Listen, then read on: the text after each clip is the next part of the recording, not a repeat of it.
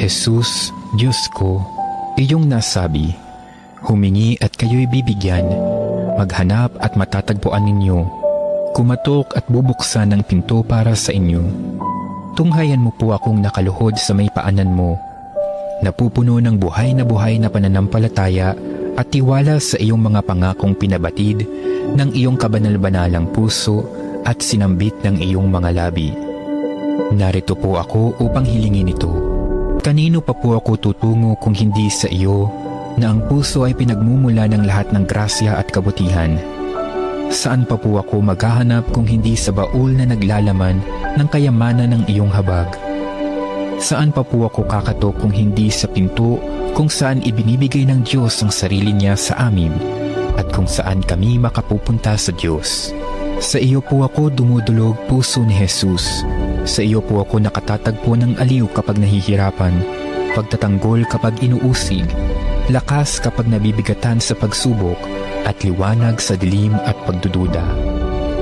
Minamahal kong Jesus, maigting po akong naniniwala na kaya mong ipagkaloob ang biyayang aking hinihiling. Kailanganin man ito ang isang himala. Naisin mo lamang ito at matutupad na ang aking panalangin. Inaamin kong ako'y hindi karapat-dapat sa iyong mga biyaya, ngunit hindi ito dahilan para panghinaan ako ng loob. Ikaw ay Diyos ng habag at hindi mo tatanggihan ang isang pusong nagsisisi. Tingnan mo nawa po ako ng may habag at mababatid ng iyong puso sa aking mga kasiraan at kahinaan ang dahilan upang pagkalooban ang aking mga panalangin. O banal na puso, anuman ang iyong pasya sa aking hiling, hindi po ako titigil na sambahin, ibigin, purihin at pagsilbihan ka. Jesus ko, ikalugod mo nawang tanggapin ang pagsasagawa ko ng ganap na pagsang-ayon sa mga atas ng iyong kaibig-ibig na puso na aking tunay na hinahangad na matupad kasama ng iyong sanilikha magpakilanman.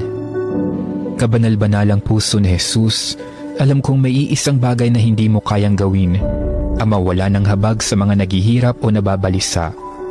Tingnan mo po ako, nagmamakaawa po ako, minamahal kong Jesus.